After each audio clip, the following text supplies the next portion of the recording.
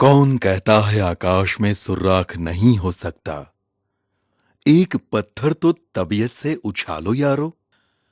ઉર્દુના આ જાણીતા શેરમાં વ્યક્ત થયેલો જુસ્સો, હિંમત, મહેનત અને પુરુષાર્થનું જીવંત સ્વરૂપ એટલે પદ્મશ્રી એવોર્ડ વિજેતા શ્રી કનુભાઈ ટેલર.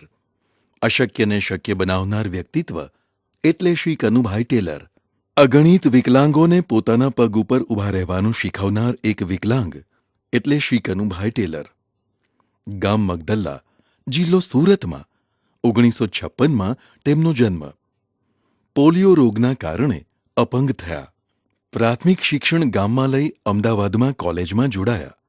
અપંગ માનવ મંડળ સાથે જોડાયા. 1979માં એમણે 11 દિવસના ઉપવાસ કર્યા.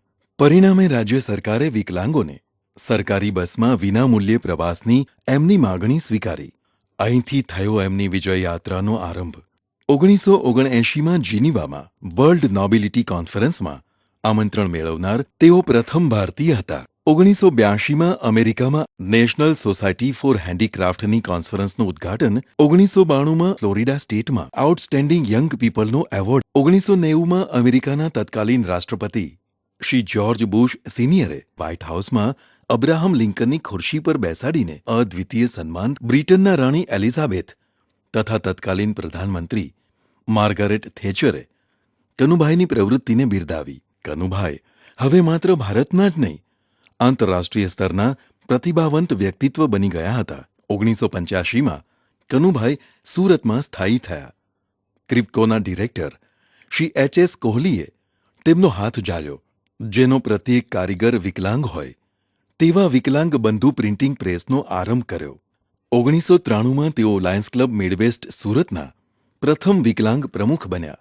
1991માં તેમણે ડિસેબલ્ડ વેલફેર ટ્રસ્ટ ઓફ ઇન્ડિયાની સ્થાપના કરી.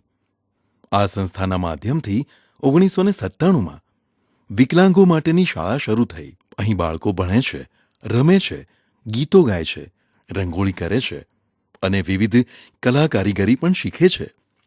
કનુભાઈની ઈચ્છા હતી કે વિકલાંગો માટે એક હોસ્પિટલ બનાવવી.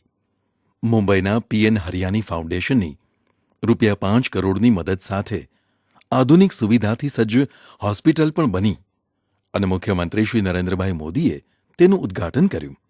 રાજીવ ગાંધી ફાઉન્ડેશનના ચેરપર્સન શ્રીમતી સોનિયા ગાંધીએ કનુભાઈનું સન્માન કર્યું. ગુજરાત સરકારના ગુજરાત ગૌરવ જેવા એવોર્ડ ઉપરાંત તેમને બેસ્ટ એમ્પ્લોયર, બેસ્ટ પર્સન જેવા અનેક એવોર્ડ મળ્યા છે. પૂજ્ય દલાઈ લામા, ડૉક્ટર એપીજે અબ્દુલ કલામ, પૂજ્ય પ્રમુખ સ્વામી મહારાજ સહિત અનેક મહાનુભાવોએ તેમની પ્રવૃત્તિને આશીર્વાદ આપ્યા છે. વિકલાંગો માટે સતત સેવારત કનુભાઈની વિકલાંગો માટેની કરુણા થકી પ્રગટેલા ઉજાસમાં વિકલાંગો સ્વસ્થ જીવનનો દીપ પ્રગટાવીને બીજાના જીવનમાં ઉજાસ ફેલાવી રહ્યા છે.